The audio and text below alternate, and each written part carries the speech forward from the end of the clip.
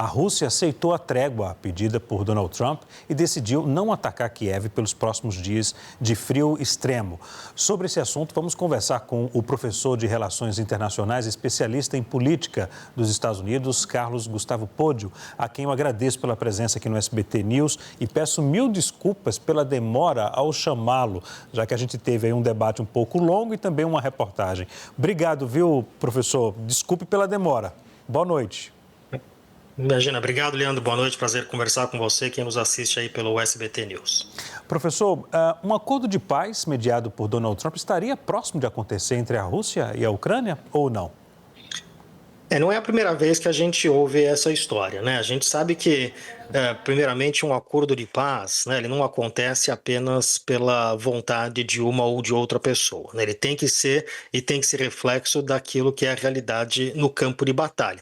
A gente esquece, Leandro, que esta guerra para a Rússia ela é uma guerra extremamente custosa, é a guerra mais custosa para a Rússia desde a Segunda Guerra Mundial. Essa guerra já custa mais para a Rússia do que eles gastam com saúde, com educação, e eles têm perdido um número de tropas que é um número bastante elevado. Se você o comparar, por exemplo, com a guerra do Afeganistão, a Rússia ficou, a União Soviética à época, ficou 10 anos no Afeganistão e não conseguiu uma vitória. Foi uma derrota da União Soviética, né? Alguns consideram o Afeganistão como o Vietnã da União Soviética. E eles perderam cerca de 15 mil homens nesses 10 anos de guerra. A Rússia de Vladimir Putin já perdeu, de acordo com algumas estimativas, entre 700 a 1 milhão de tropas em 4 anos de guerra, né? Houve um avanço no território ucraniano em 2025, mas esse avanço representou menos de 1% do território ucraniano.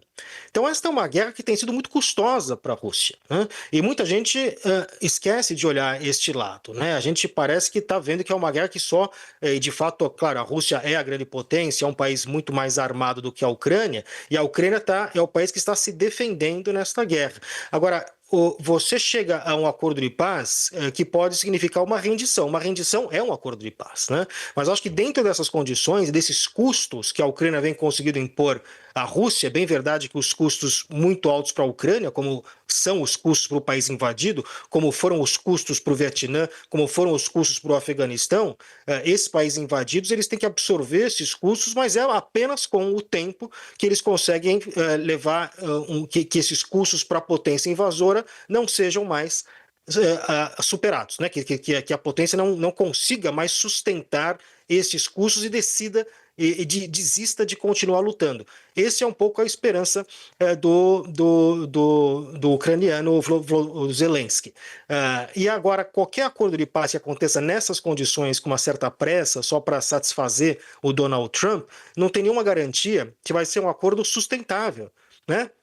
Nada garante que o Vladimir Putin não esteja buscando algum tipo de acordo que consolide esses ganhos poucos que ele teve em 4 anos de guerra, para que ele consiga de alguma forma se restabelecer e lá na frente fazer uma outra invasão. Ele já deixou muito claro que ele não considera a Ucrânia como um país soberano. Então é um problema que não vai se resolver em apenas uma discussão, como não se resolveu nas discussões passadas que nós vimos. Professor, a Ucrânia ela vem enfrentando problemas graves estruturais. Isso os torna reféns de um acordo com Donald Trump? Sem dúvida nenhuma, a Ucrânia ela tem uma dependência bastante significativa de auxílio dos Estados Unidos, particularmente no que concerne armamentos, e especialmente um tipo de armamento que os americanos têm, que é muito eficaz e que é muito útil para a Ucrânia, que são esses mísseis que são antiaéreos, né? Ou seja, que de alguma forma conseguem controlar pelo menos parte do ataque aéreo que a Rússia faz à Ucrânia, né? Então, o Zelensky sabe que ele sem o apoio dos Estados Unidos, fica muito mais complicada a situação dele. Mas o que a gente tem visto é que os europeus também perceberam isso, né? Os europeus perceberam que os americanos não são mais um parceiro confiável nesse caso. A forma que o Donald Trump se comporta, ela faz com que os europeus repensem a sua relação com os Estados Unidos, e a gente tem visto uma Europa que tem tentado de alguma forma cumprir esse papel também, né? Mas isso demora um tempo em termos de investimento. Os países europeus já estão investindo muito mais em defesa, em questões militares, do que investiam no passado. Então, e os europeus estão muito fechados, né? Na Europa não existe ambivalência nenhuma com relação a essa guerra. A Rússia é o agressor, a Ucrânia é o país agredido e é o país que deve ser defendido. Quem é ambivalente nessa guerra é o Donald Trump, para quem não interessa quem invadiu, quem deixou de invadir. O Donald Trump, ele quer porque quer parar com a guerra, né? Agora, parar com a guerra também é algo que vem com custos.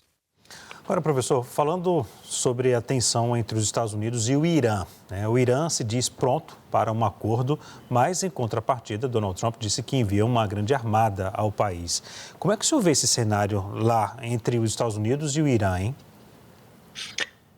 Primeiro que não está muito claro o que o Donald Trump quer do Irã, ou seja, e o que a gente tem de estratégia do Donald Trump é uma estratégia que a gente já tem visto muito claramente, que ela é unicamente baseada na coerção. Quando você tem uma estratégia que é unicamente baseada na coerção, ou seja, ou você faz o que eu quero, ou você será atacado ou invadido, ela pode te trazer algum tipo de benefício no curto prazo, ou seja, o país que está sendo coagido, ele pode ceder no curto prazo.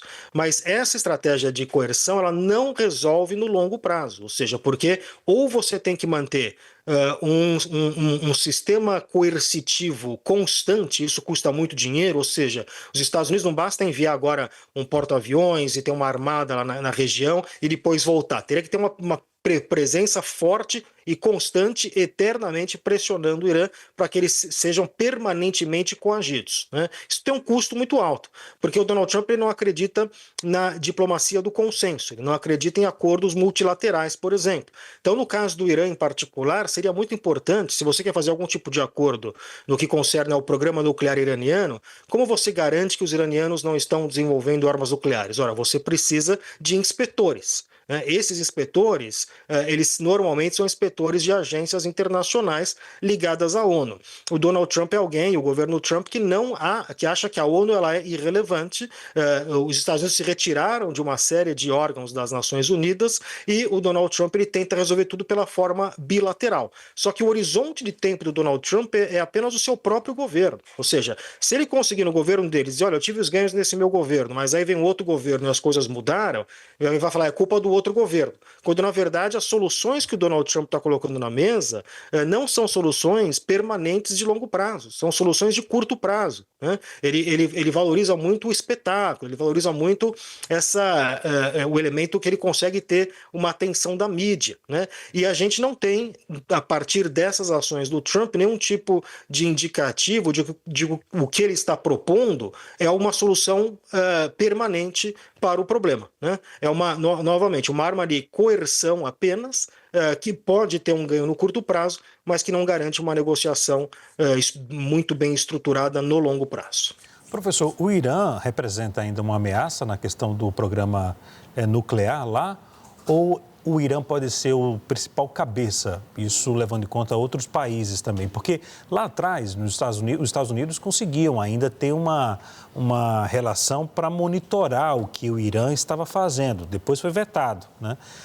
Será que o Irã representa uma ameaça se tratando de programa nuclear?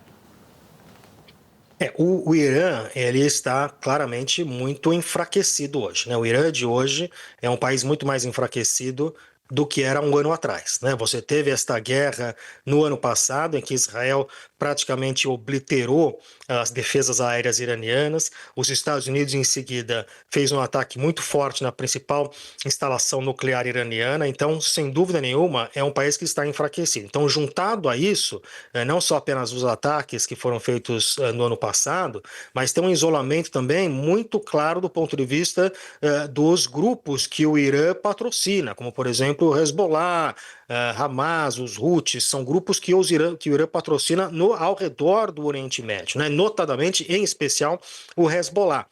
E esses grupos também estão bastante enfraquecidos. O Irã, então, vive hoje um momento de isolamento internacional bastante forte, de uma recente derrota militar que foi bastante humilhante para o país, e agora, como estamos vendo também aí nas imagens, de protestos internos, né, que colocam em risco a legitimidade do próprio governo iraniano, que teve que recorrer a ainda mais violência para poder se contrapor a esses protestos. Então é um país que sofre protestos internos com problemas econômicos muito graves, né? A questão econômica no Irã bastante grave nesse momento, e um isolamento internacional. A combinação desses fatores faz com que qualquer tipo de planejamento de mais no curto ou médio prazo no que concerne a questão nuclear no Irã, bastante complicado. Agora, o que os iranianos alegam explicitamente é que eles querem sim ter um programa nuclear para desenvolver energia e não para desenvolver armamento.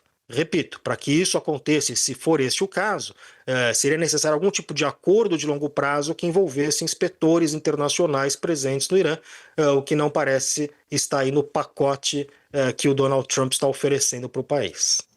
Ok. Professor Carlos Gustavo Pódio, muito obrigado mais uma vez pela presença aqui no SBT News, viu? Um bom final de semana e até a próxima. Muito obrigado, um bom final de semana para todos.